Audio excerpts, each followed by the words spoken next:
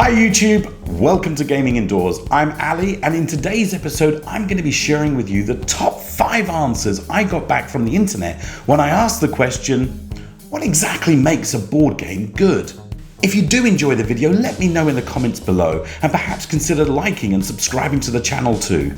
So what exactly makes a board game good? Now, when I asked the question, I thought the answer would be open to interpretation and very subjective. You know, it's got to be replayable, it's got to be fun, without really defining what fun and replayable meant. But it turns out that there are some fundamental truths, which pretty much everyone agreed upon. And that's what I'm going to share with you now. Let's kick things off with the first of these, meaningful decisions. Sid Meier once said, a game is a series of interesting decisions. But the board gamers of Reddit say that interesting just isn't enough. It's agreed that a good game lets you make choices, but those choices have to have impact to the game. A game should reward good play and punish bad play. For a game to be truly good, what you do during play has to affect the outcome. Now, those choices could be immediate, like choosing an appropriate clue word in a game like Codenames, or they could be quite far-reaching, like, well, almost any action in Race for the Galaxy. Sitting hand in hand with meaningful decisions are multiple paths to victory. All games allow for some form of progression, but a good game should be able to allow you to have multiple ways to progress. Is the aim for you to concentrate on buying development cards in this particular game of Catan, for example?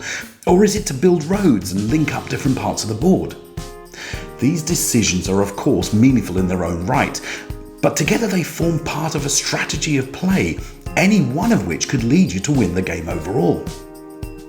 And it's a strategy that you may need to change partway through the game depending on what happens.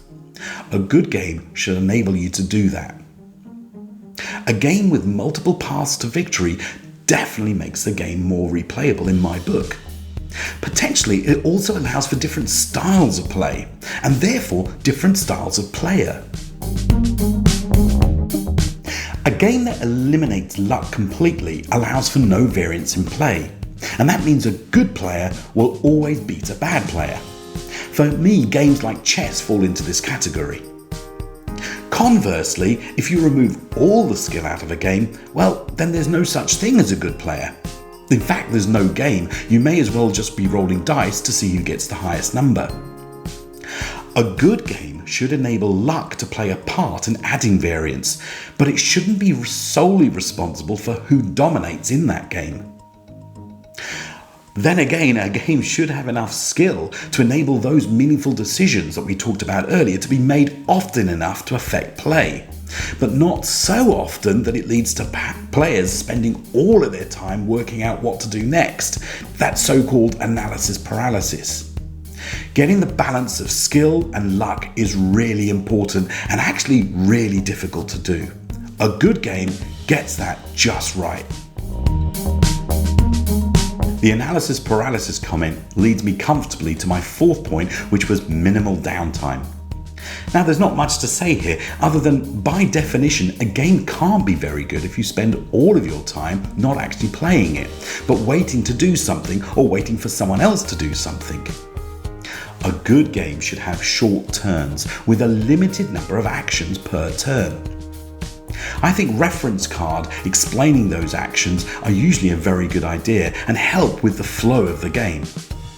And there's one other final point here. An obvious way to keep players involved in the game is not to eliminate them. So in my book, a good game does not use the player elimination mechanic either. And that leads me to my last point, which is clear iconography and unambiguous text.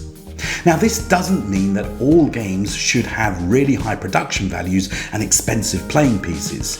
It just means that all player pieces, cards, tokens, etc. should be clear and easy to read, and they should relate directly to what's described in the rules. Yellow tokens should be yellow and not a colour that could be interpreted as blue or yellow or green. Victory point tracks should be wide enough to actually hold victory point tokens on them. And if this is a war game that I'm playing, the playing pieces should reflect pictured troops or fighting units rather than having vague round circles on them. A good game should have components that make playing the game easier and not harder.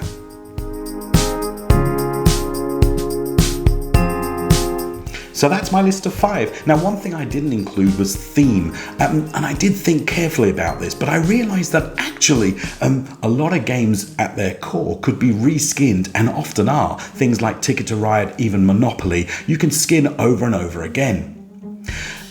What may have been important is perhaps the context. If you're playing a game about building railways, going back to the Ticket to Ride example, then I'm not really sure having a war game mechanic where you take over stations would keep in the theme of that game and in the context of that game.